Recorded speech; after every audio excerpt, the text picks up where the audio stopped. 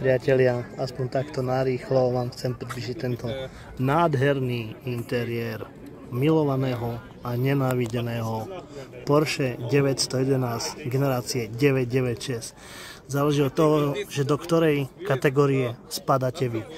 Ja Porsche milujem a 911 996 zbožňujem a považujem ju za najkrajšiu. Takže určite nenachádzam na tomto aute, ja ospravedlňujem sa, jednu chybičku dizajnovej krásy. Proste miléniové Porsche. Toto konkrétne je po facelifte. Rok 2002. Tak si ho trošku pozrite spolu so mnou. Ako som už spomínal, legendárne z filmu 60 sekúnd. Štvorkola, 3.6 plochy, 6 valec, poprvýkrát chladený vodou. A veľmi sa mi páči toto krídlo, táto trhová hrana Porsche. Turbo S, najvýkonnejšia verzia, štvorica koncovek výfukov.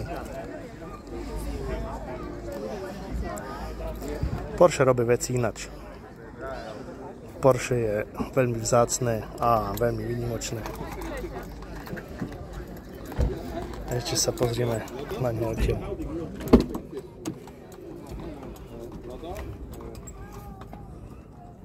Pastva pre oči nás, skutočných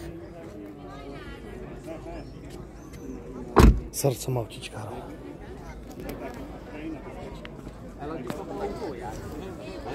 Ale ne.